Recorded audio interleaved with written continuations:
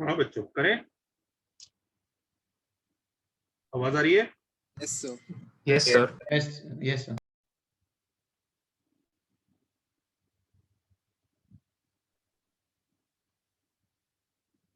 Last time कुछ बच गया था? सर पीएनसी मेथड करना था। अच्छा अच्छा, पीएनसी मेथड।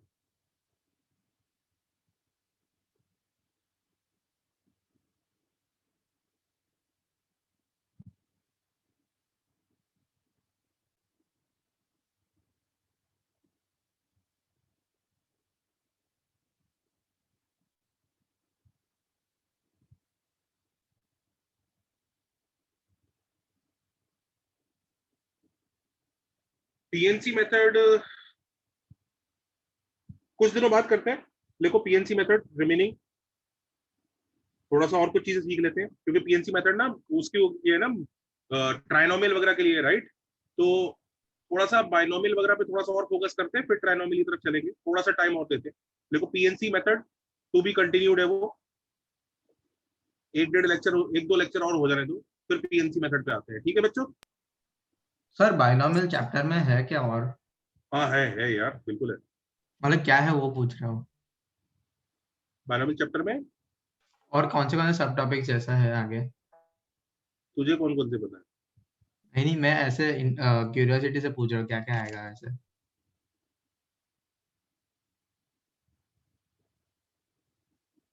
इससे क्या फर्क पड़ेगा, मैं कुछ भी नाम बोल दूं? इधर को पता ही नहीं अभी तो उसमें क्या है। चलो जी, लास्ट टाइम हमने कोफिशिएंट निकालना सीखा।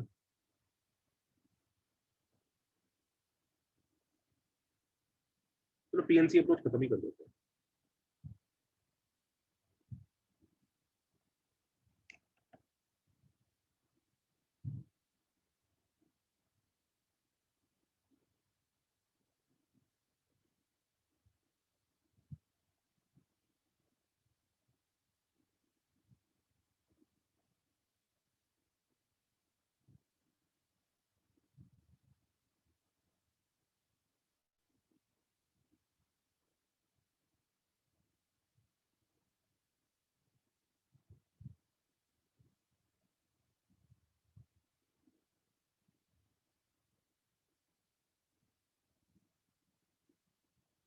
अभी बाइनोमियल तो है नहीं जनता, this is not binomial, right? Yes sir. तो अब यहाँ पर कैसे करेंगे? तो देखो बच्चों, यहाँ पे हम क्या काम करते हैं, सी यहाँ पर हम लोग टेबल ही बनाएंगे, पर थोड़ा सा अलग तरीके से बनाएंगे। ऐसे इमेजिन करो, ये ना 10 ब्रैकेट है।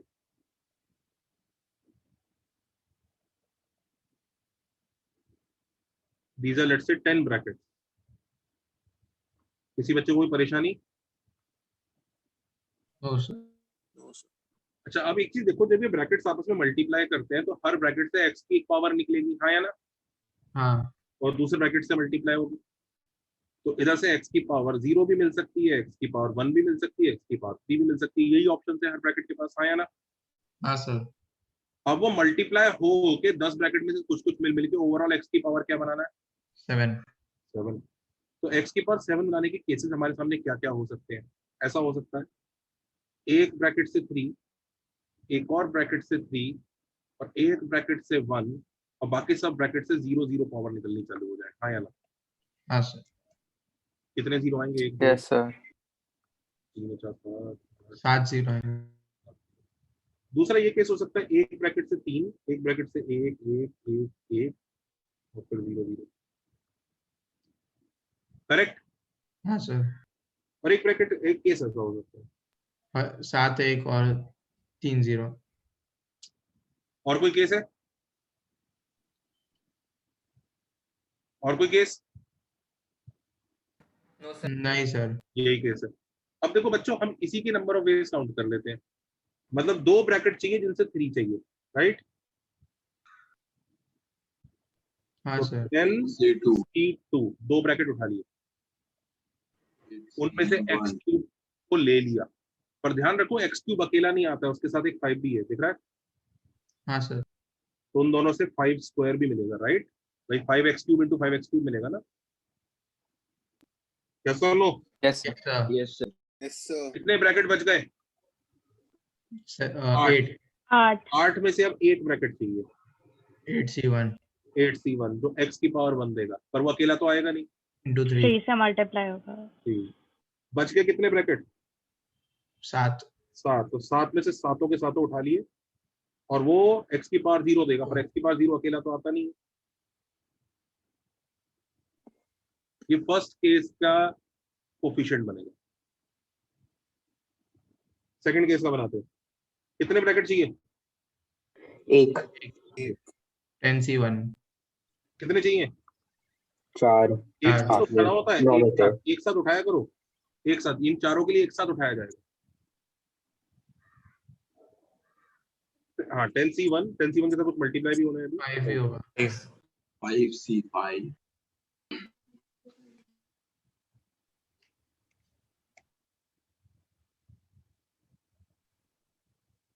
इसके लिए 10 C7 2 raised to 7 3 C3 2 raised to 3 2 raised to 7। sorry 3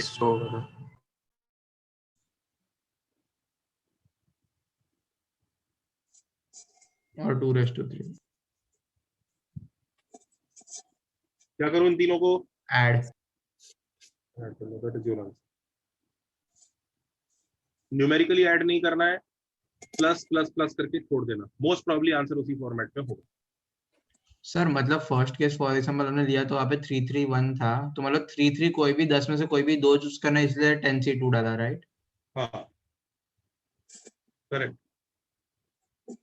मतलब तो ऐसे भी हो सकता है ना, 0 0 1 3 1 1 3 3 जैसे। मैं बता रहा हूँ, उसमें तुम क्या करोगे, तुम इस तरह से करने की कोशिश करोगे, 3 1 3, ये इस तरह का जो केस है ना, ये इसके अंदर हो गया अपने आप। ये जो वो है ना, तुमने 10 में से 2 ब्रैकेट उठाए, अब वो ब्रैकेट पहला दूसरा भी हो सकता है, पहला तीसरा भी हो सकता है, तो वो ऑलरेडी ये वाला केस इसके अंदर है। ये 10C2 और क्या कर रहा है? मतलब हर एक कॉम्बिनेशन दे रहा है वो। हाँ, 10C2 यही डिसाइड कर रहा है कौन सी 2 जगह 3 आएगा। 8C1 यही डिसाइड कर रहा है कि कौन से में 1 आएगा, और ये ऑप्शंस है। 10C2 की वैल्यू 45 होती है, यानी 45 तरीके से 2 3 आ सकते हैं। तो ये जो तुम अलग केस सोच रहे हो ना कि सर ये एक और केस है, ये इसी के अंदर ही काउंट हो गया एक तरह से, बिकॉज ऑफ दिस 10C2। अब ये 10C2 मत करो, ऐसे 45 बार लिखो, तुमको अलग अलग ऐड कर लेना, कोई दिक्कत नहीं। समझा सर। हर एक केस का आंसर सेम आएगा। तुम अगर ये सोच लो कि पहले दोनों में 3 3 रखूंगा, तो सिलेक्शन की जरूरत ही नहीं है। तुमने डिसाइड ही कर लिया मैं तो पहले 2 ब्रैकेट से ही 3 उठाऊंगा, तो तुमने डिसाइड कर चुके, there is no chance, no selection, you are not selecting anything, you are adamant कि नहीं मेरे को पहले 2 ब्रैकेट ही चाहिए, कोई सिलेक्शन चॉइस नहीं है मेरे पास। तो सीधा तुम्हारा वो कोई वे नहीं होगा, तुम 1 ही लिखोगे 10C2 की जगह, राइट? हाँ या ना? Yes sir. ऐसे ही इसके लिए भी लिखोगे, ऐसे ही ऐसे 45 केसेस लिखोगे, 45 के 45 केस ऐड करोगे तो वापस तुम्हारा आंसर ही आ जाए। इससे अच्छा तुम एक केस लिख लो और उसी के कॉरस्पॉन्डिंग ये बना के ऐड कर लो। समझ रहे हो? जी सर समझ गया।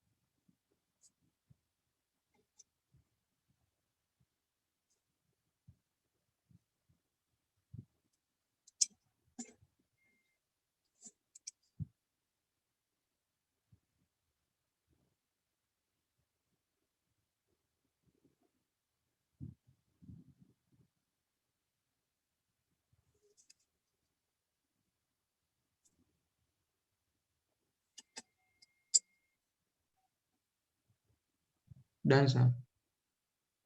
सर रुक जाओ।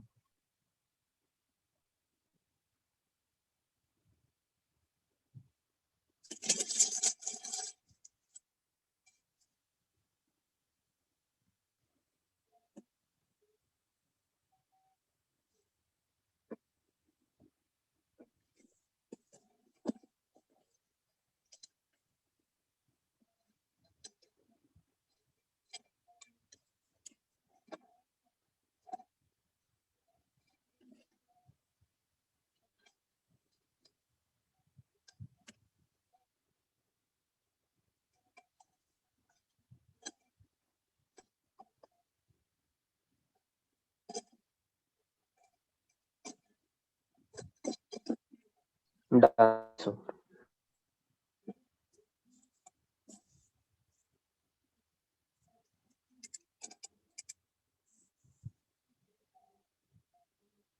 हो गया? एक और हाँ सर।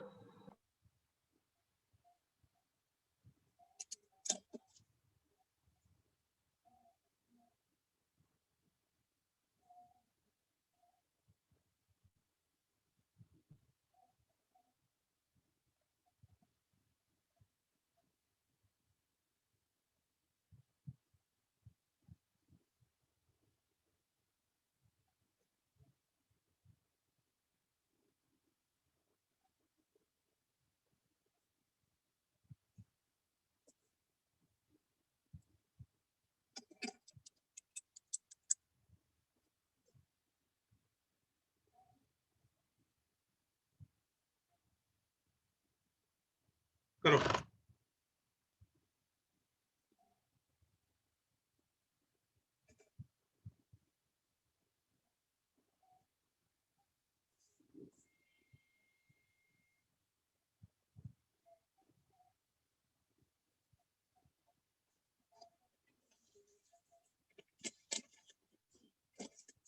क्या हुआ?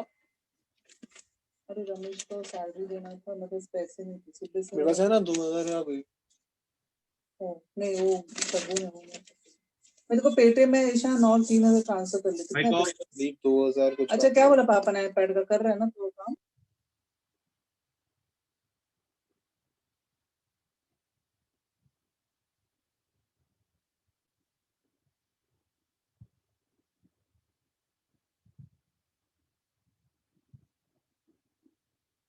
सर यही वो पीएनसी मेथड है। हाँ, वो जो आपको भी पिछला बार सिखाया वही है। अब देखो कैसा भयानक क्वेश्चन लग रहा है देखने में, राइट? हाँ तो जो मल्टीनोमियल भयानक है वो देखो। थ्योरम है ना, वो याद रखना है कि नहीं?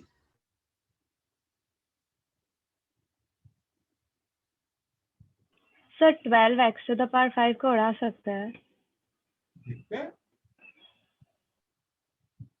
एक काम करो, थोड़ा और अच्छा कर देता हूँ क्वेश्चन। और अच्छा करूँ? सर इस 2 को ना 3 करो। सर और अच्छा हो जाए। सर हाँ सर मल्टीनोमियल थ्योरम याद रखना है क्या, मतलब वो अप्लाई करना चाहिए कि नहीं? मल्टीनोमियल थ्योरम मैंने कहाँ पढ़ाया तुम्हें? सर आपने पढ़ाया? पढ़ाया नहीं है, बस ऐसे ही दिखाया था कि ऐसा बन जाएगा, आगे पढ़ेंगे, ऐसा था। Okay sir. तो बहुत बड़ा पार्ट है यार। मल्टीनोमियल किया का एक भी क्वेश्चन नहीं दे रहा हूँ मैं तुम्हें multinomial.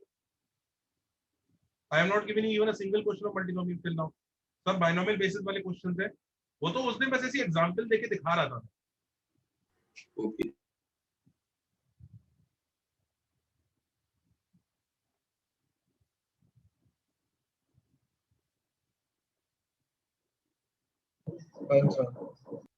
Sir 2 minute.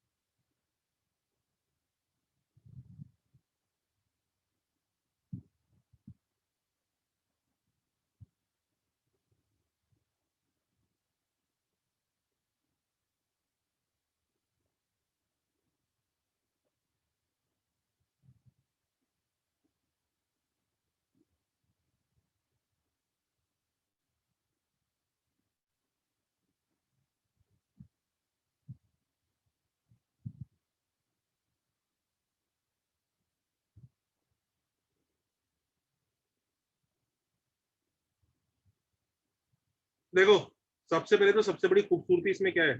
Sir 1 minute. x⁵5 को डिलीट करना। एक्स इस पर 8 कॉमन ही आ जाएगा।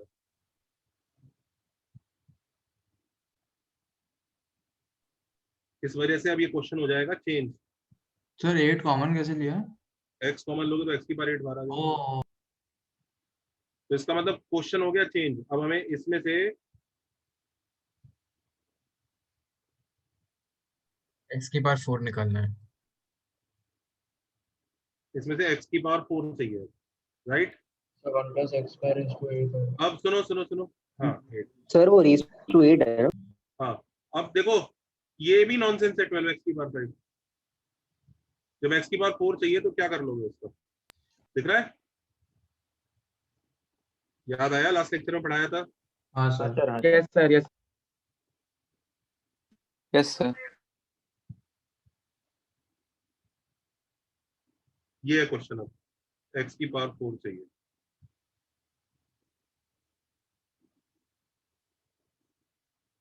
तो भाइयों, थोड़े से केसेस बनाने पड़ेंगे। ये एक्स की पावर 0 दे सकता है, एक्स की पावर 2 दे सकता है, एक्स की पावर 4 दे सकता है, राइट? हाँ या ना? Yes sir. जब ये एक्स की पावर 0 देगा तो इसको एक्स की पावर 4 देना पड़ेगा, इसको एक्स की पावर 2 देना पड़ेगा, इसको एक्स की पावर 0 देना पड़ेगा। हाँ या ना? हाँ सबसे सिंपल लास्ट वाला केस है। एक्स की पावर 4 देने के लिए इन भाई साहब को लगेगा 8c2। 8c4 नहीं, 8c2 दिख रहा है? सर एक्स की पावर 0 देने के लिए इसके साथ कैसे होगा? 10 C1। 10 के 10 से 5 की power 10। Is that okay? Sir 10 से 10 क्यों नहीं समझा? बेटा वो यही केस बनेगा ना एक्स की पावर 0 के लिए। हाँ ओके यस सर। भाई ये तो डायरेक्ट बाइनोमियल से आ जाएंगे, ये वाले तो। लेकिन ये तो पीएनसी से आएंगे। यस और नो? Yes sir. अच्छा, अब इसके लिए 8c1 अब यहाँ से एक्स स्क्वायर, अब एक्स स्क्वायर की औकात यहाँ पे कितने केसेस से मिल सकती है? एक तो ये केस बनेगा 2 0 0 0. Is everybody okay with first case? Yes, sir. फिर 1 1. Is everybody okay with second case? Yes, sir. Done. ये जीरोस जो मैं लिख रहा हूँ ना, ये सिर्फ आपकी हेल्प के लिए लिख रहा हूँ, विजुअलाइज करके लिख देना चाहिए वैसे इंसान को डायरेक्ट आंसर। पहले वाले का 10C1 8, उसके बाद 9C9 5 की पावर 9 प्लस, सबको पहले वाला केस समझ में आ गया? देखो जरा, हाँ या ना? हाँ सर. दूसरा केस 10 C2 शाबाश, -3 की पावर -3 स्क्वायर 8C1. 8C8 5 की पावर 8, ये लो ये दूसरा। सर 8C1 नहीं हो. सही है? हाँ सर. सर 9C9 क्या हुआ बेटा? सर 9C9 कैसा है? 9C9 9 में से 9 उठा लो, 10 में से Okay. एक इसने ले लिया, बच के कितने? 9, तो 9 में से 9 उठाएंगे। करेक्ट है बच्चों? Yes, sir. अब से x⁴ में भी ऐसे केस बनेंगे. बिल्कुल बनेंगे। पहले तो सबसे पहला उठा लो 8C0, अब x की पावर 4 में बैंड बजेगी हमारी। केसेस लिख लो 2 2 0 0 0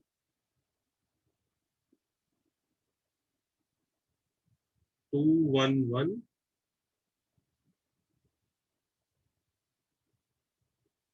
1 1 1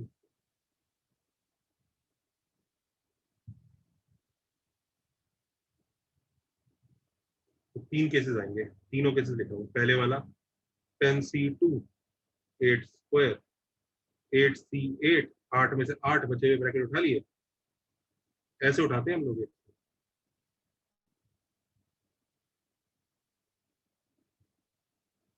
8C8 5 की पावर 8 प्लस 10C1 8 की पावर 1 9C2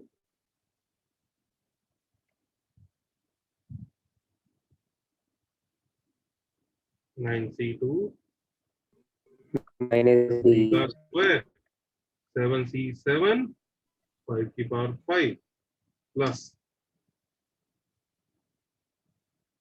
10C4 -3 की पावर 4 6C6 5 की पावर 5। ये लो जी, ये है।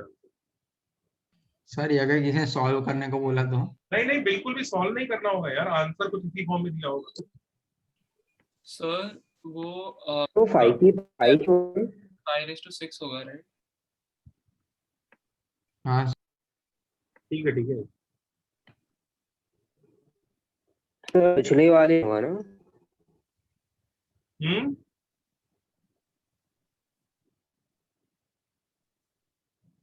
सर पिछले वाले 5 में भी 5 पिछले वाले सर उसके पहले वाला ओके ओके ओके, समझ सर गया। 7C7 है ना वहाँ पे? हम्म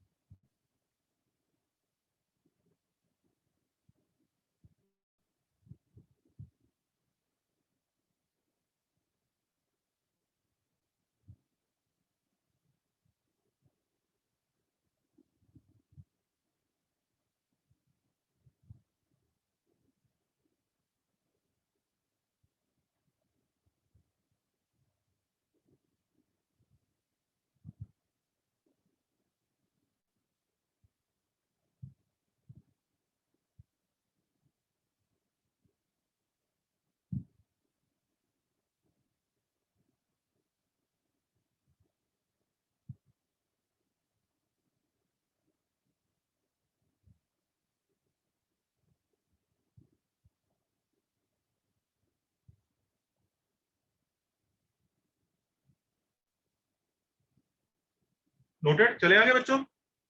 एक मिनट सर।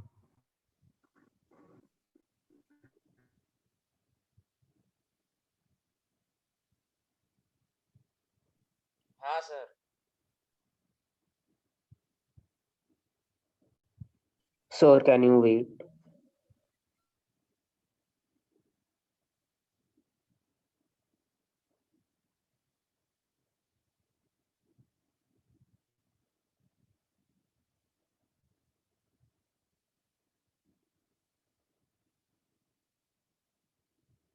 हो गया।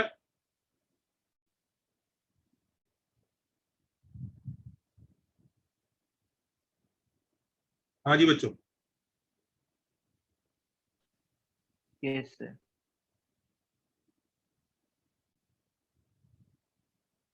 चले आगे। Yes sir. अच्छा, एक बीमारी ये देख लो जरा।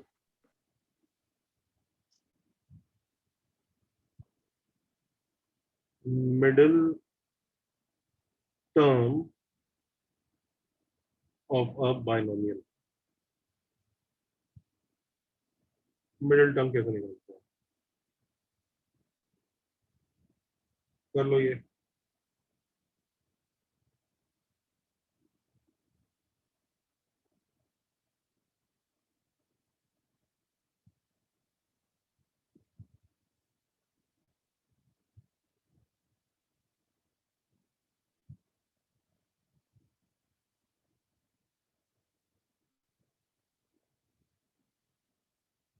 सर मिडल टर्म मतलब हाईएस्ट पावर का हाफ वाला टर्म।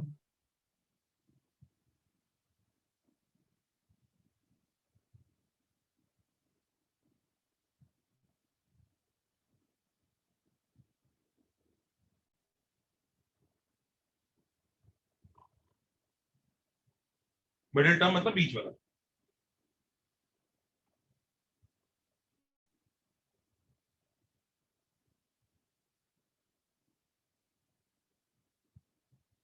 सर दो मिडिल टर्म हो तो दोनों ढूंढना है। दो मिडिल टर्म होगी तो दोनों लिखनी पड़ेगी।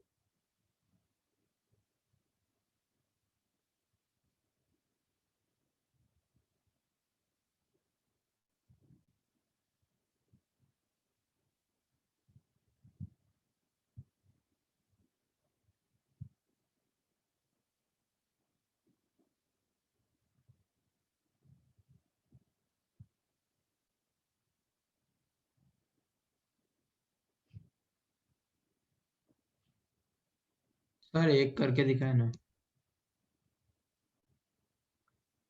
दिमाग लगा, इजी है। सर रुक जाओ सर। इजी है, दिमाग लगा।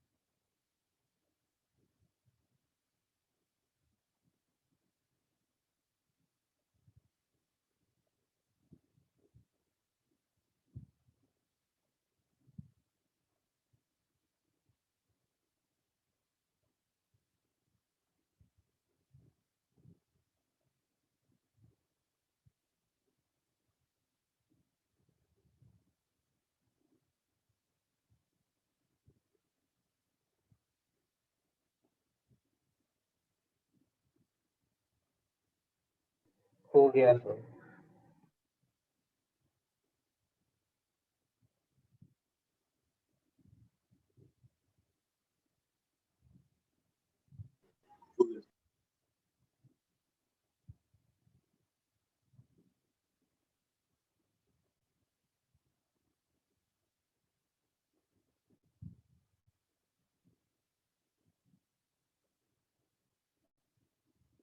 ये देखो भाई, टोटल पहले वाले में ए पार्ट कर रहे हैं, टोटल, हाँ एक फंडा नोट कर लो हमेशा के लिए, तो बहुत ही बेसिक फंडा है। If a series has m terms, अगर सीरीज में m टर्म्स है, then the middle term m/2 और m+1/2। no will be, दो बातें होंगी, if m belongs to odd so it will be t of m+1/2। तो देखो अगर 5 टर्म है तो तीसरा टर्म मिडिल टर्म होता है, और अगर m इवन है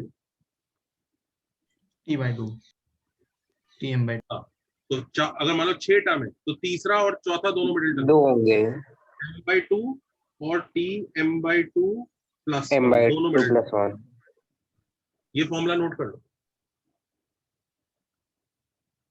सो इस केस में number of terms m is कितना, 14 even। कितना 15 15। Oh, 15। so t 15 plus 1/2 which is t8 is your middle term which can be found out by t7 plus 1, so r is 7। तो ये 15 कैसे हुआ? Binomial में नंबर ऑफ टर्म्स कितनी होती है, a plus b की पावर n में, ओके ओके, हाँ n हाँ plus हाँ। 1, 14c7 3x की पावर 7 minus 5/x square की पावर 7, ये पहला वाला है।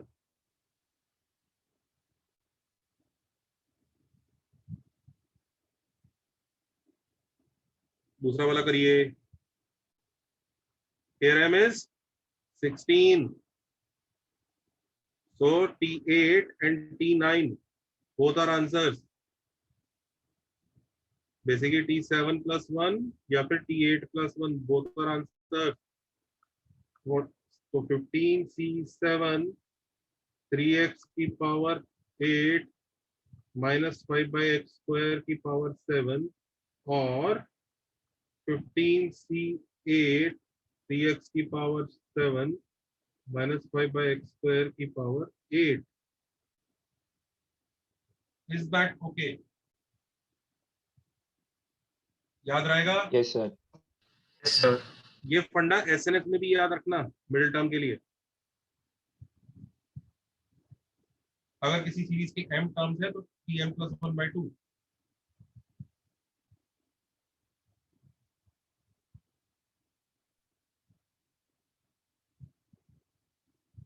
याद रहेगा? जी सर। Yes sir. सर एक मिनट नोट।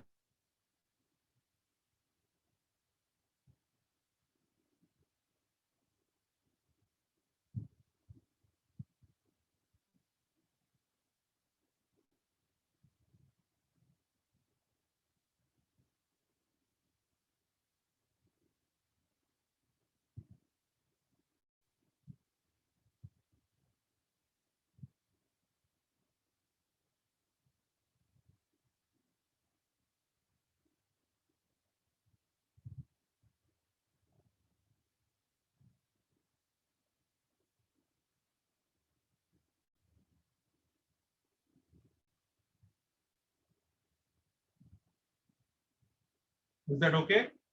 सर एक मिनट।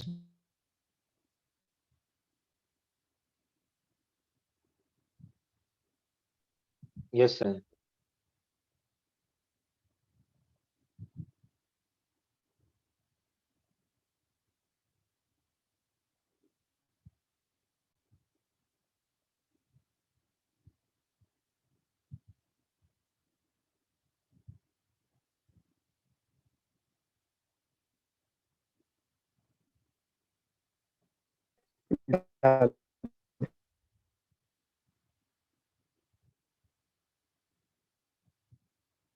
नोटेड?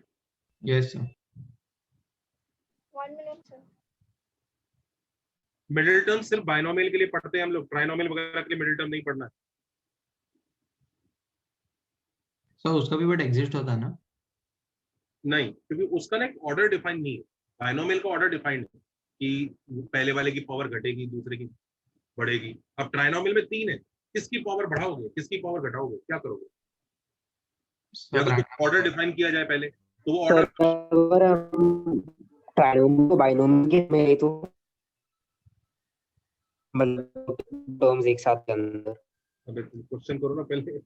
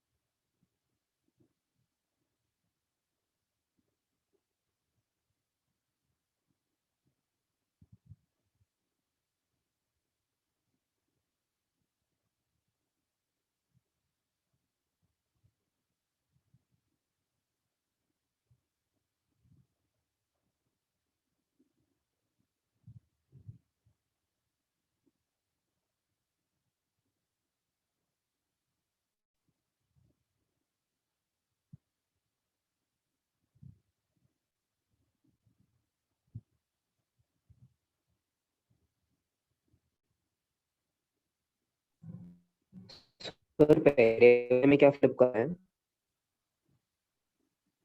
फर्स्ट टर्म को सेकंड, सेकंड को फर्स्ट।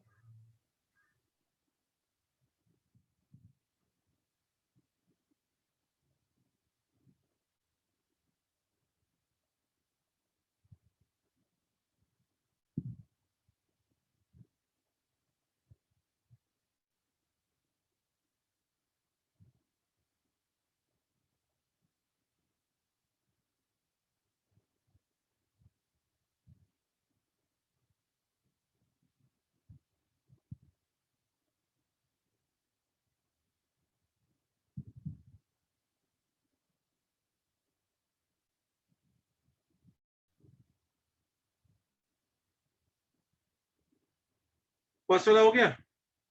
सर सिर्फ आंसर लिख दीजिए ना। यस सर, हो गया। सर सेकंड के लिए वेट कीजिए। इसमें 9 टर्म्स है, तो T5 आंसर है, विच इज T4 + 1, राइट? यही है ना? हाँ सर, 8c4 2x² 4 -5 4।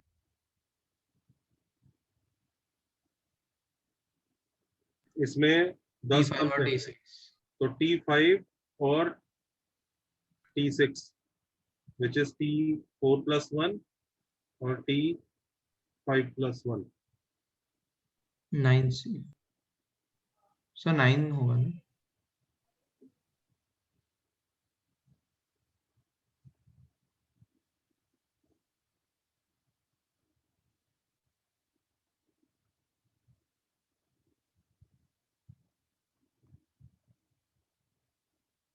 तो 2x square raised to power 5 हो जाएगा.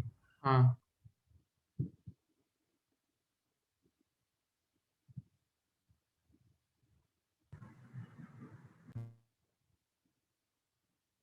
करेक्ट है?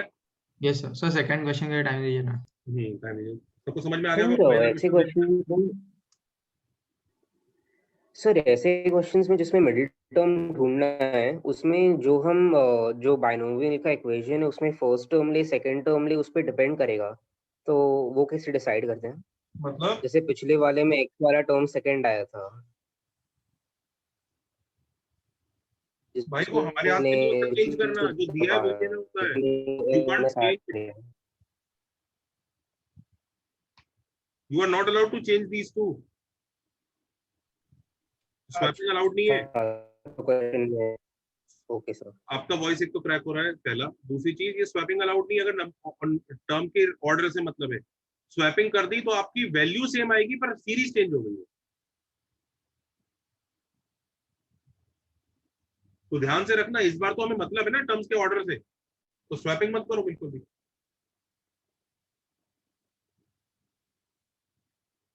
वैसे मिडिल टर्म में स्वैपिंग से फर्क पड़ता ही नहीं है.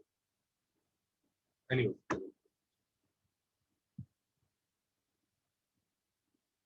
ये फंडा लिख लीजिए. बता दूं? Sir 1 minute sir. एक मिनट प्लीज. Sir 1 minute.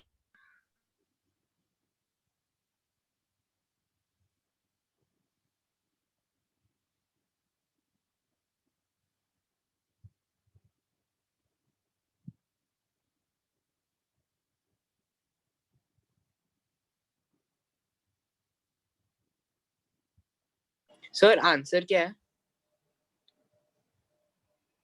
करते हैं. सर T20 है क्या आंसर?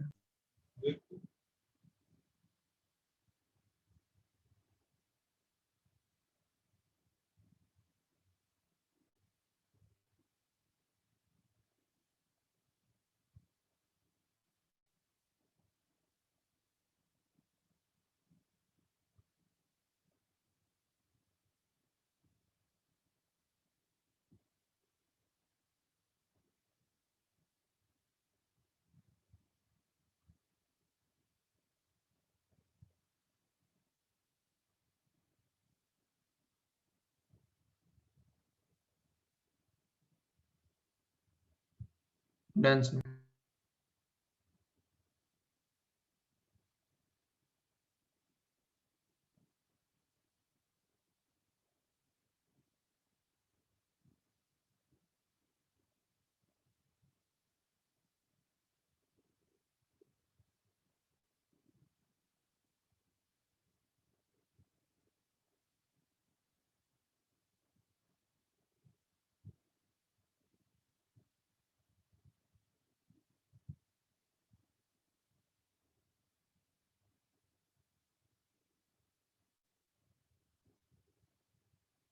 सर हो गया सेकंड.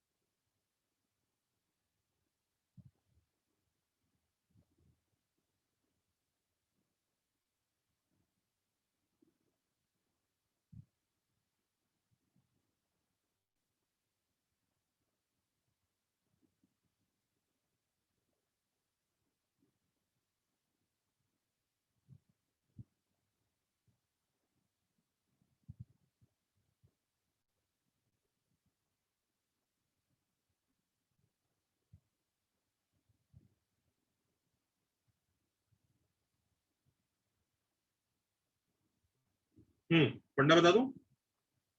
देखो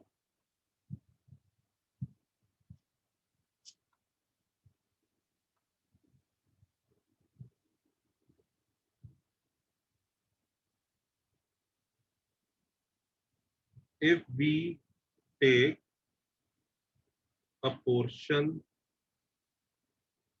of series from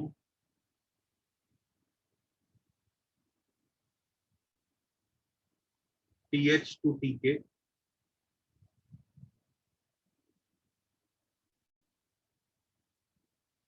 then the middle term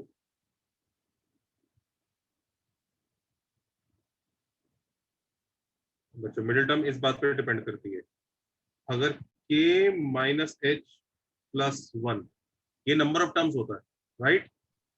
Yes. Number of term, अगर ये ऑड है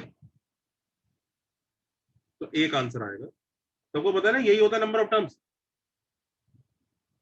यस सर। के जाएंगे तो यही होगा ना, बताया तो बच्चों समेशन में भी r इक्वल अगर इक्वल टू a हाँ टू सर, आ रहे हो तो b minus a plus 1 number of terms होते हैं, यस सर। और a माइनस h प्लस 1 अगर इवन है तो दो आंसर आएंगे।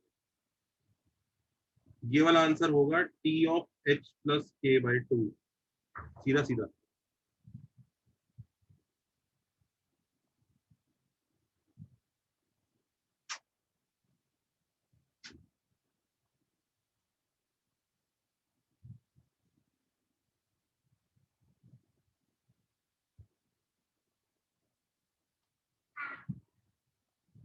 और अगर ये इवन है तो लिख लो t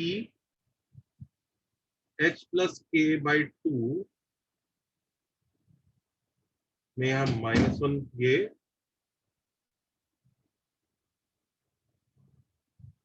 लिख लो।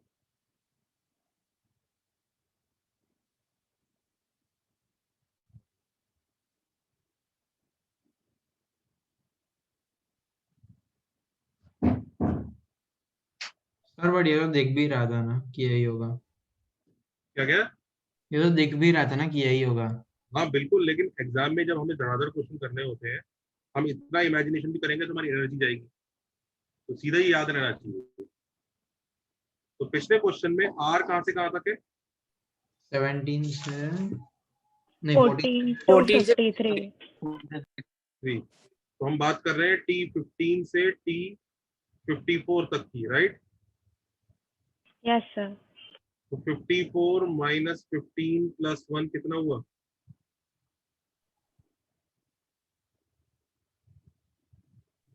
कितना हुआ? 38। 40। इवन नंबर आ गया ये तो आंसर होगा टी 15 प्लस 54 माइनस 1 बाई 2 और टी 15 प्लस 54 प्लस 1 बाई 2, ये दो आंसर आएंगे।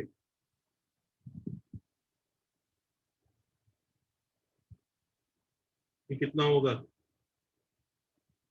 34, 35। टी सर वो डिफरेंस का मिडिल टर्म नहीं लेंगे?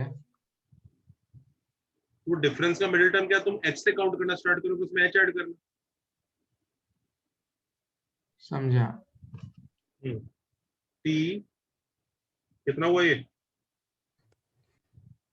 34 and 35। 34 35 पक्का? Yes sir. इस क्वेश्चन के आंसर में टी 34 मतलब T 33 plus 1 and T 34 plus 1, तो आर 33 और आर 34 चलेगा।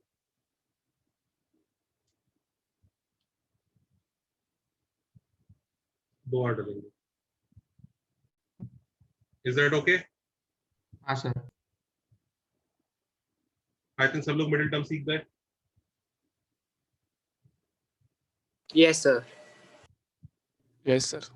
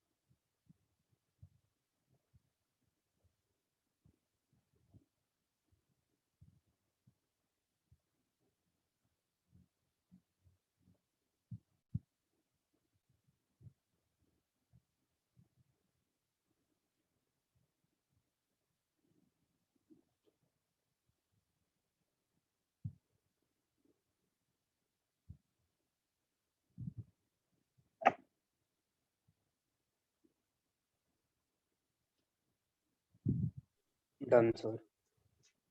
Done sir.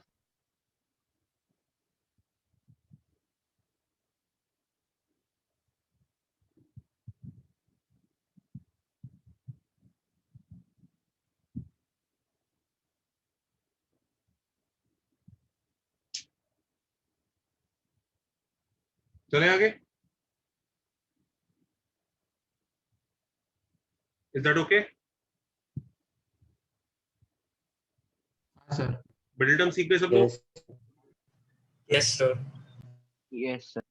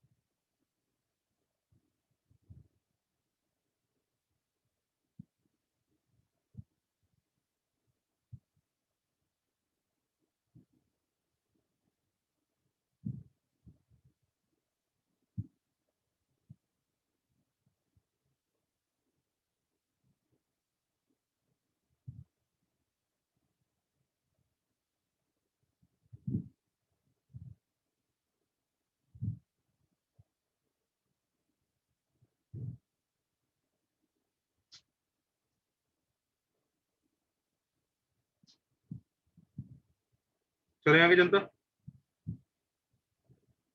जी सर।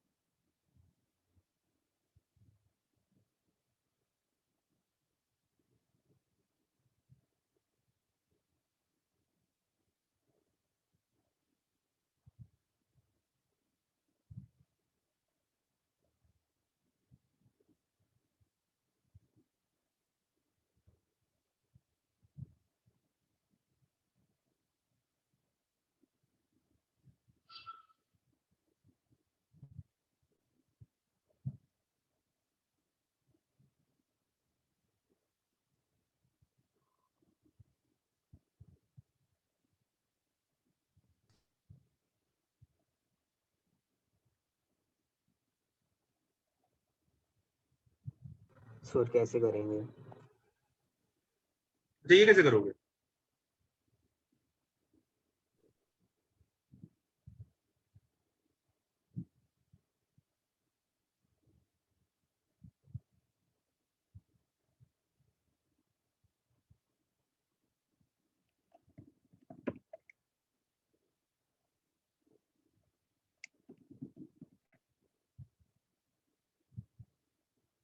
सर ऐसे लॉजिकली दिख रहा है क्योंकि वो 5 का बीच में वो हो जाएगा डिनोमिनेटर में।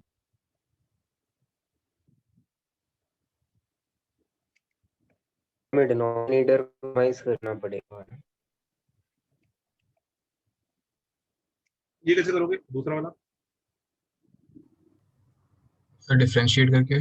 डिफरेंशिएट। करो, डिफरेंशिएट करके करो।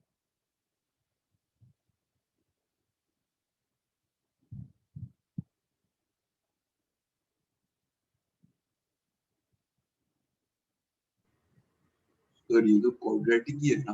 तो लीस्ट होगा राइट? क्या कह रहे हो? लीस्ट होगा राइट? लीस्ट। सर पॉजिटिव आ रहा है 5 पे।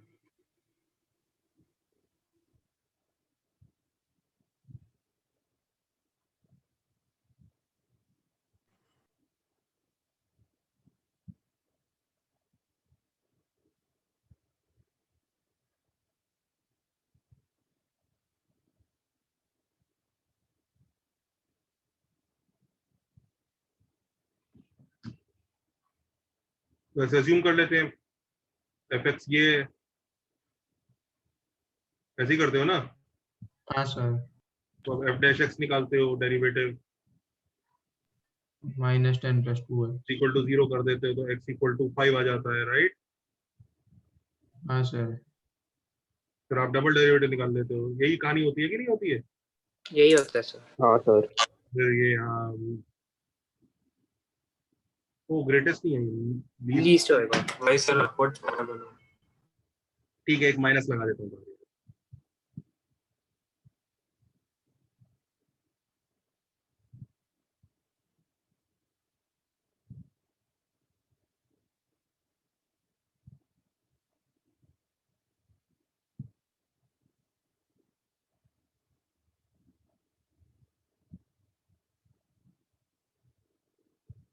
तो वो दिख रहा है मैंने क्वेश्चन चेंज कर रखा है।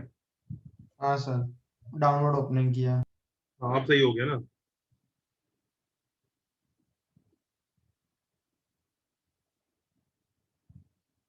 यही करते हो ना? हाँ सर। तो यार यहाँ तो तुमने डिफरेंशिएट कर लिया, डी बाई डी एक्स लगा लिया। इधर क्या करोगे? ये तो डिस्क्रीट टर्म्स है, 10c1 10c2, कुछ ऐसा तो है नहीं कि डेरिवेटिव लग जाएगा यहाँ पे। तो यहीं पर एक फंडा होता है, जरा फंडा पढ़ लेते हैं। नेक्स्ट पेज पे चलूं, फंडा पढ़ाऊं? एक मिनट।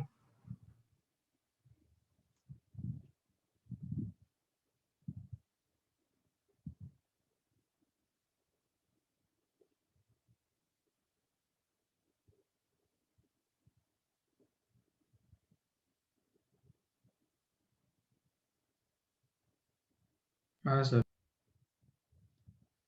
ओके, देखो कैलकुलस जो है कंटिन्यूअस, उनके लिए बड़ा अच्छा रहता है कि भाई तुमने डिफरेंशिएट करके। अच्छा, डेरिवेटिव इक्वल टू 0 क्यों कर रहे हो? क्या कहानी क्या है? तुम यही कर रहे हो ना, ये ग्राफ ऐसा होगा तो अब ये जो स्लोप है, उसको इक्वेट कर स्लोप दीजिए। करते रहोगे तुम, स्लोप 0 करोगे। बेसिकली तुमने ये कहा है कि ये इस पॉइंट पे स्लोप 0 है, मतलब इसके पहले इंक्रीज हो रहा था, अब डिक्रीज हो रहा है, तो यहीं पे मैक्सिमम आएगा। यही कहानी है ना? हाँ सर। तुम्हें पता है actually derivative equal to 0 right trick नहीं होती है। ये भी देखो मैक्सिमा का पॉइंट होगा अगर कोई कर्व ऐसा बनता है। It is not about derivative 0। यहाँ पे तो डेरिवेटिव 0 होगा ही नहीं, दिख रहा है यहाँ पे कोई स्लोप ही नहीं आएगा। हाँ। It is not about derivative 0, it is about changing the tendency of the curve. इधर देखो, इधर से कर्व जो आ रहा है वो इंक्रीजिंग कर्व है, डिफरेंस इन द स्लोप। और इधर देखो, इधर से जो कर्व आ रहा है गिर रहा है, तो ये डिक्रीजिंग कर्व है। तो ये इंक्रीजिंग से डिक्रीजिंग जो उसकी टेंडेंसी चेंज हुई, इसलिए यहाँ पे मैक्सिमा बना। इंक्रीज होते होते होते होते फिर उसने डिक्रीज करना चालू कर दिया। इट इज नॉट अबाउट कि स्लोप 0 होना चाहिए। स्लोप 0 तो बस एक तरीका है पकड़ने का, जो कि कई बार फेल भी होगा। इट इज अबाउट इंक्रीज से डिक्रीज कर गया, इसका मतलब चढ़ते चढ़ते चढ़ते फिर गिरना चालू हो गया, तो वो जो चढ़ने वाली लोकेशन है ना, वो हाईएस्ट पॉइंट रही होगी। बात समझ आ रही है तुम्हें? सर तो जहाँ पे ये फेल करेगा तो वहां पे हम क्या करेंगे? इट इज नॉट अबाउट कि हम वहां पर क्या करेंगे, ये तो हम पढ़ ही नहीं रहे कि वहां पर क्या करेंगे। मैं तुम्हें लॉजिक समझा रहा हूँ कि इंक्रीजिंग टू डिक्रीजिंग जो टेंडेंसी चेंज होती है, उसका क्या मीनिंग है, ये समझ में आ रहा है? हाँ सर, वो समझा। हाँ सर। तो उस पर ध्यान मत दो कि सर ये फेल होगा तो मैं कैलकुलस नहीं पढ़ा रहा हूँ। Is that clear? Yes sir. हाँ, इंक्रीजिंग टू डिक्रीजिंग समझ में आ गया कितना इंपॉर्टेंट चेंज है ये? अच्छा, मिनिमा के लिए कौन सा चेंज होता होगा? डिक्रीजिंग से इंक्रीजिंग। इंक्रीजिंग से इंक्रीजिंग। तो एक्चुअली कैलकुलस की असली रिक्वायरमेंट मैक्सिमम निकालने की ये नहीं है कि डेरिवेटिव 0 हो जाए, एक्चुअली टेंडेंसी पता चलनी चाहिए। अगर इंक्रीजिंग से डिक्रीजिंग होता है किसी पॉइंट पे तो यहाँ पे पक्का मैक्सिमम बैठता होगा, और अगर डिक्रीजिंग से इंक्रीजिंग बन जाता है तो पक्का यहाँ पे एक मिनिमम होता होगा। ये बात समझ में आती है? यस हम सर। यही पता लगाना चाहते हैं कि कब कब वो इंक्रीज हो रहा है और फिर कब वो टेंडेंसी चेंज करके डिक्रीज होना चालू हो जाता है, कब वो डिक्रीज हो रहा है, डिक्रीज होते होते टेंडेंसी चेंज करके इंक्रीज होना चालू हो जाता है। अब सवाल ये उठता है यार, ये 10CR लाइक 10C1 10C2 यही सीरीज है ना, इसे कैसे पता लगाएं कब कब इंक्रीज हो रहा है कब कब डिक्रीज हो रहा है? ये रेंज कैसे पता चलेगी हमें कि कब इंक्रीज कब डिक्रीज? 10C6 10C4 होगा और 10C7 तो देखो 10C2 होगा। इसमें हम क्या करते हैं बच्चों, हम ट्रिक क्या लगाते हैं, हम दो कॉन्जुगेटिव टर्म्स का रेशियो लेते हैं। हाँ, TR+1/TR दो टर्म्स का रेशियो लेते हैं। दो टर्म्स का रेशियो देखो 10CR/10CR-1 क्या आया जल्दी बताओ।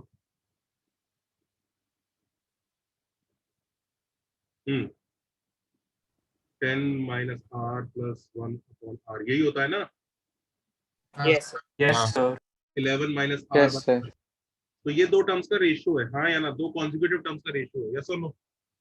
यस सर अब याद रखो, आगे वाली टर्म ऊपर चढ़ी हुई है, पीछे वाली टर्म डिनोमिनेटर में है, हाँ या ना? हाँ सर।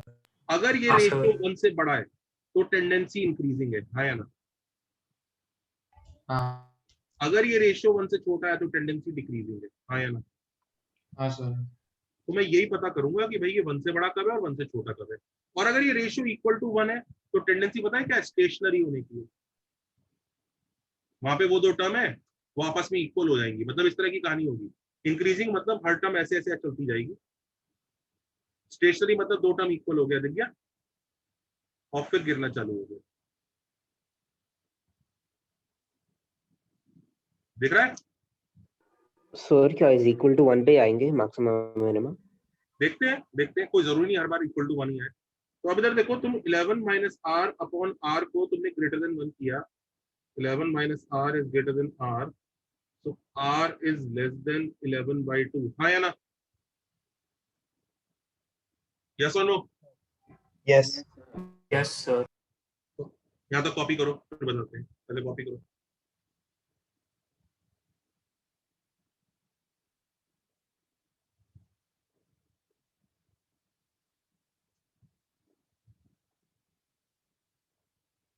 सर इसका ग्राफ भी एकदम अजीब है। इसका ग्राफ तो डिस्क्रीट डॉट्स होंगे, कंटिन्यूअस तो होगा ही नहीं, इसलिए तुम स्लोप निकाल ही नहीं सकते। तुम dy/dx जो कर रहे थे वो स्लोप पे डिपेंड करता है, इसकी स्लोप जैसा कुछ है नहीं। इनफैक्ट देखा जाए तो ये नंबर भी स्लोप जैसा ही काम कर रहा है, बस ratio greater than 1 ratio less than 1 से खेल रहे हैं।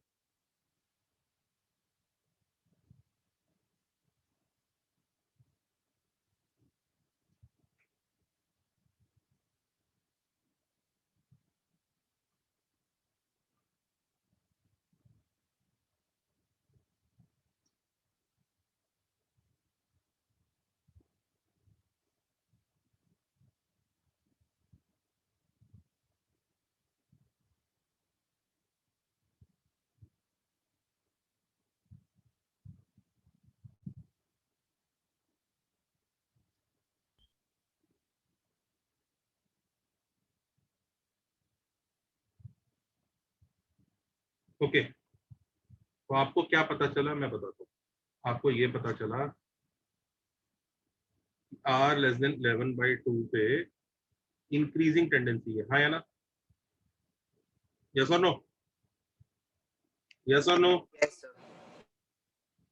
यस और no? Yes yes sir. Yes sir तो इस लॉजिक के हिसाब से R इक्वल टू 11/2 पे क्या टेंडेंसी होगी? स्टेशनरी। हाँ सर।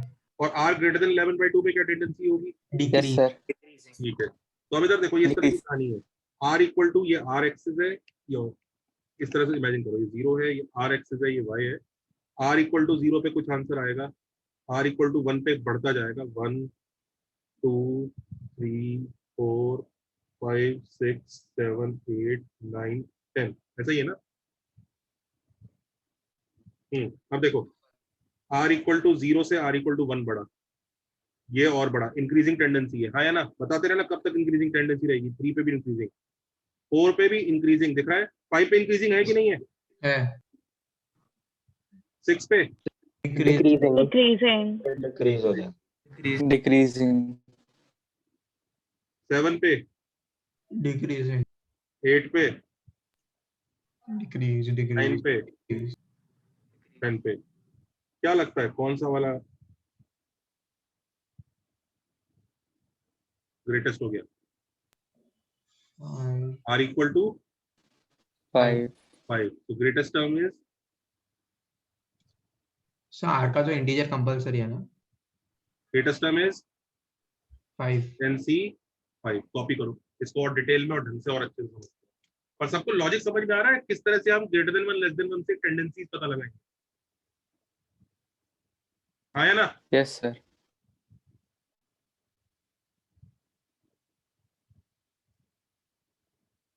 सर लेकिन अगर r पे इंटीजर का कंडीशन नहीं होता तो 11/2 हो जाता है ना? हाँ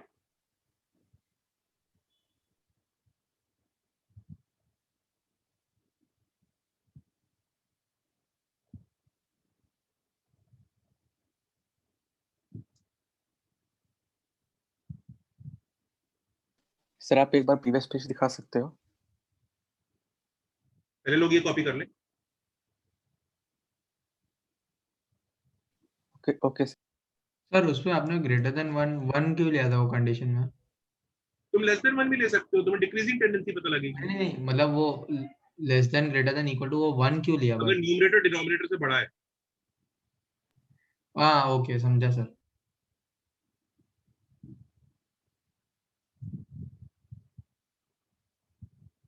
डन सर।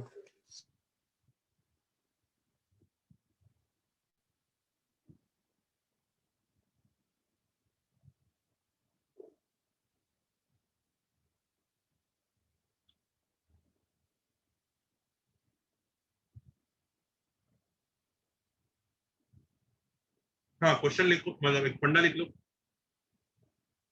ठीक है?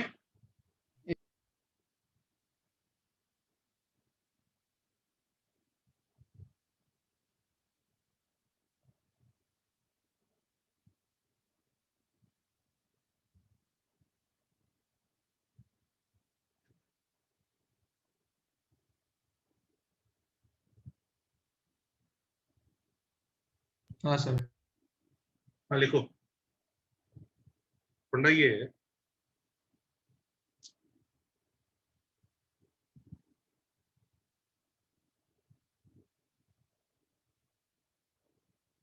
देखो, consider a series which has general term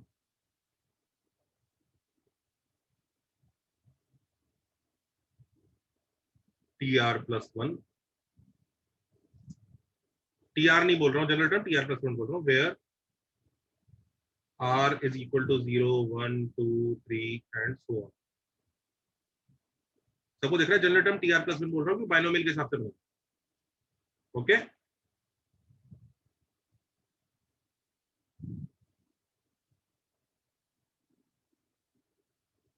apply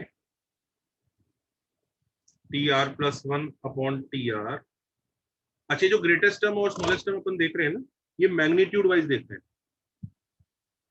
किसके वाइज देख रहे हैं? Magnitude wise. ओके, पहले तो ये फंडा तो ऐसे ही बना लो, कोई दिक्कत नहीं है, यहाँ मत लिखो कुछ मैग्नीट्यूड वाइज, यहाँ पे रखो tr plus 1 upon tr is greater than 1,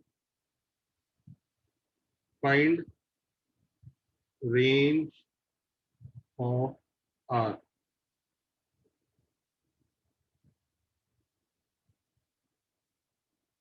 r की रेंज निकालो।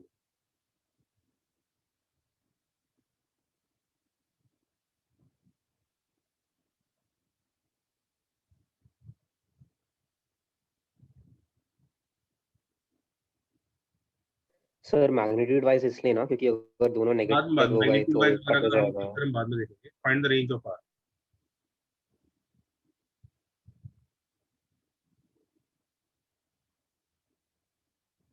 लिख लिया सबने? हाँ सर। Yes sir. केस 1 ऐसा आंसर आता है,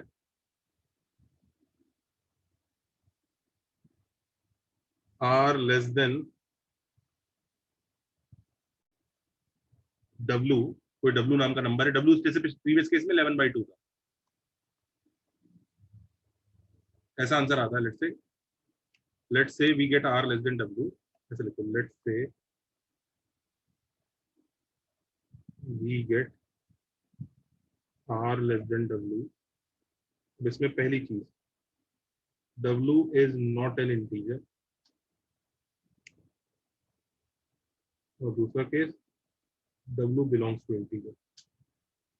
तो देखो, अगर यहाँ R इक्वल टू 11/2 की जगह let's say R less then 6 होता, तो आपको पता है 6 से पहले तक तो इंक्रीजिंग टेंडेंसी है, पर 6 पे इंक्रीजिंग नहीं है। 6 पे R इक्वल, ये इक्वल टू 1 हो जाता है, 6 पे, हाँ या ना? सर 6 पे तो डिक्रीजिंग हो जाएगा।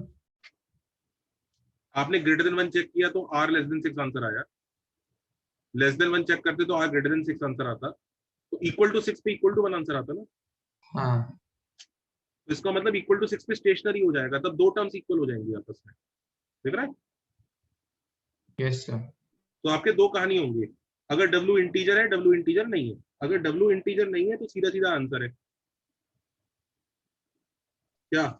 R Box. Equal to box correct, box R W। Equal to box W gives greatest term।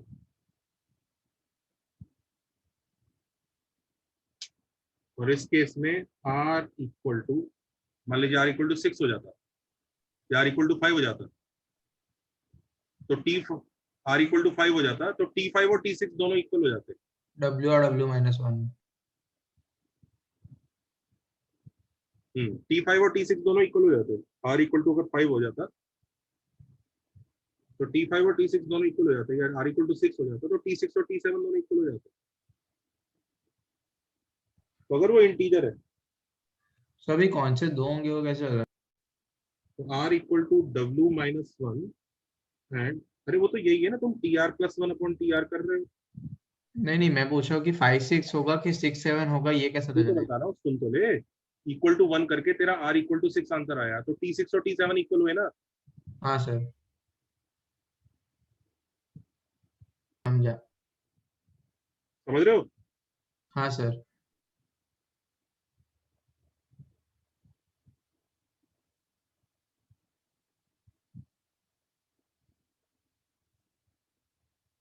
In fact इसको ना ऐसे ऐसे लिखते हैं, ये अच्छा नहीं लग रहा लिखते हुए, इसको ऐसे लिखते हैं,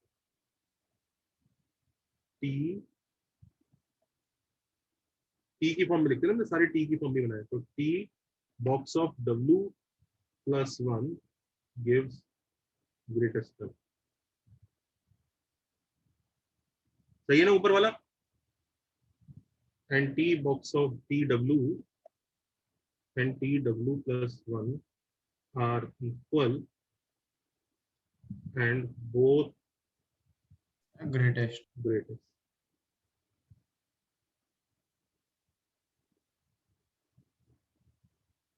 सर तो W और W+1 और W+2 होगा ना? नहीं, अगर ये 6 है तो 6 और 7 दोनों इक्वल है ना, T6 और T7 दोनों इक्वल है।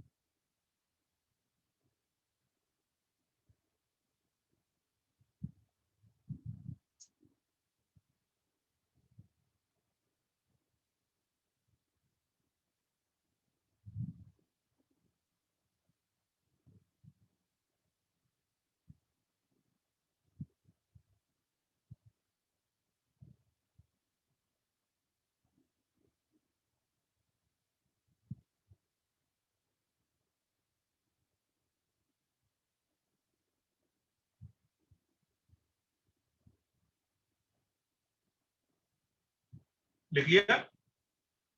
एक सेंस।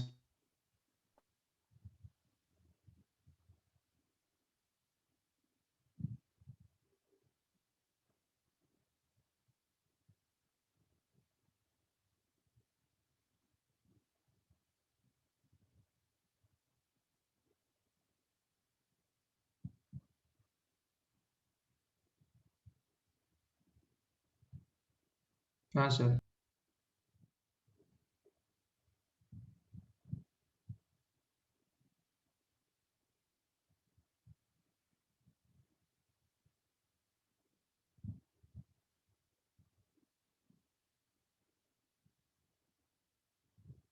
सर जब w इक्वल टू इंटीजर होगा तो मुझे ग्राफ के टर्म्स में समझ नहीं आया कैसे लिखेंगे। वो ऐसा होगा जैसे r = 6 हो गया, ये r <6 पे, तो तुम देखो 0 1 2 3 4 5 तक पे इंक्रीजिंग है, पर 6 पे इंक्रीजिंग नहीं है, तो T6 और T7 दोनों इक्वल हो गए।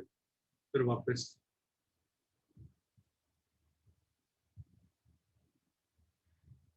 ऐसा, तो ये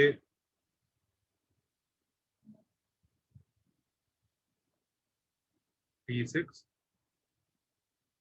T7, तुम देखो ये TR+1/TR है, यानी ये अगले वाले से कंपैरिजन करता है, अगले वाले से। व्हेन वी से 0 पे इंक्रीजिंग टेंडेंसी है, मतलब अगले वाला उसके ऊपर है। 1 पे इंक्रीजिंग टेंडेंसी है, मतलब अगले वाला उसके ऊपर है, अगले वाले से कंपैरिजन होता है ये। व्हेन वी से 5 पे इंक्रीजिंग टेंडेंसी है, मतलब 6 उसके ऊपर बैठा है, पर 6 बेचारा इंक्रीजिंग टेंडेंसी नहीं दे पाया, तो 6 और 7 इक्वल हो जाएंगे। 7 डिक्रीजिंग टेंडेंसी दे रहा है, तो अगला वाला नीचे है, ये कहानी है, समझ रहे हो तुम? क्योंकि ऊपर r+1 है। हाँ, क्योंकि ऊपर r+1 it compares with the अगला वाला, नो पिछला वाला। When you say it has increasing tendency, it means to say कि अगला वाला टर्म उसके ऊपर जंप करेगा। Succeeding. When we say decreasing tendency, we mean to say अगला वाला उसके नीचे जंप करेगा। When we say it is equal to 1, मतलब अगला वाला उसी के लेवल पे बैठ गया। अंडरस्टूड सर, थैंक समझ गए यू। बच्चों? यस और no? Yes sir.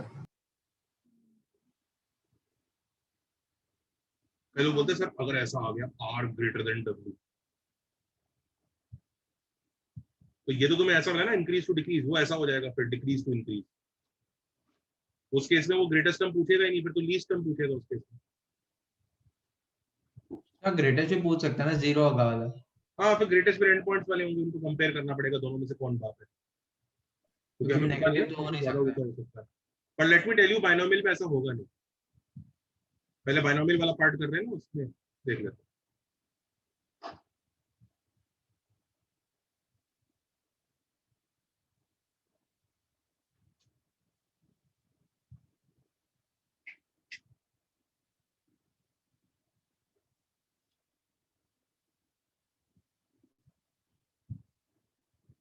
Done sir.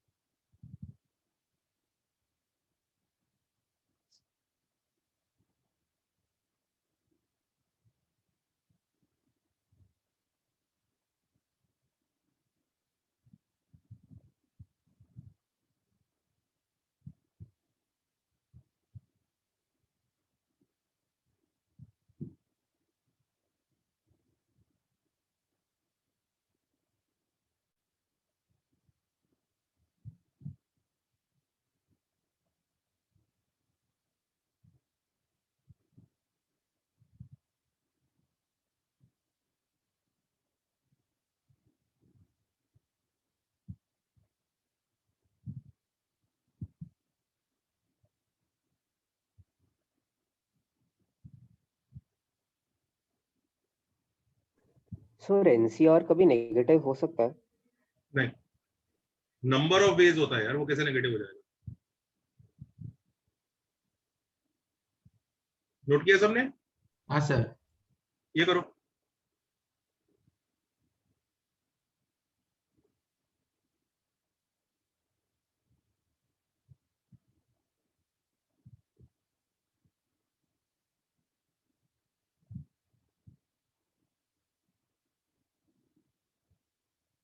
करो।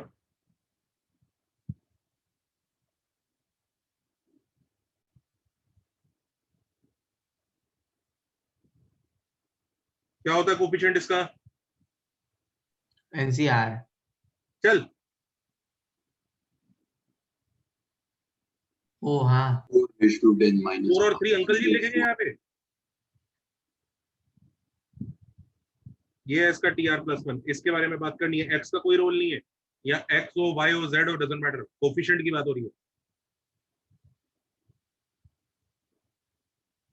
करो जी, देखो इनमें, इन सब में बाप कौन है। म्यूट कर रहा हूं ताकि कोई बच्चा आंसर ना बोल दे।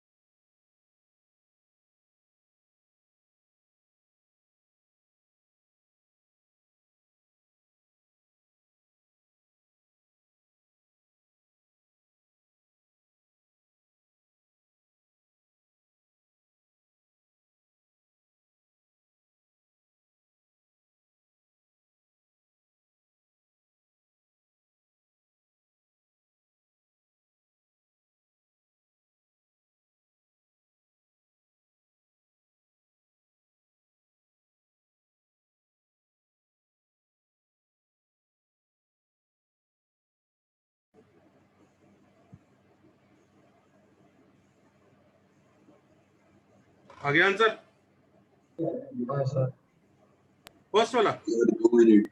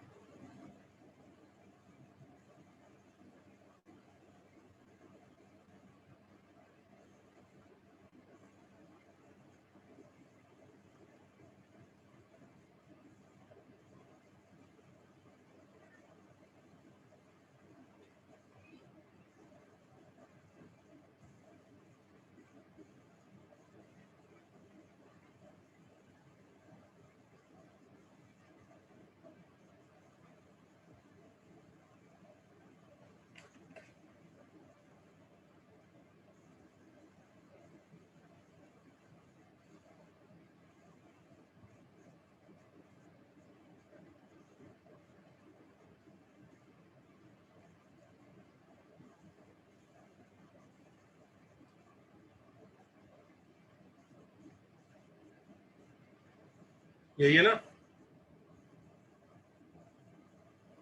So T box of W+1 is the greatest term, यानी T Sir, 4.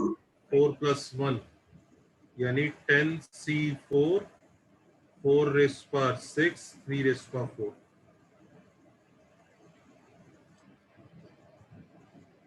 Is that okay? हाँ सर मस्त मेथड। अरे अभी तो ये खत्म नहीं हुआ है, नेक्स्ट पे लिख लो टू बी कंटिन्यूड है। अब हम अगले एपिसोड में देखेंगे। चले आगे। हाँ सर छुट्टी, enjoy. Thank you sir. Sir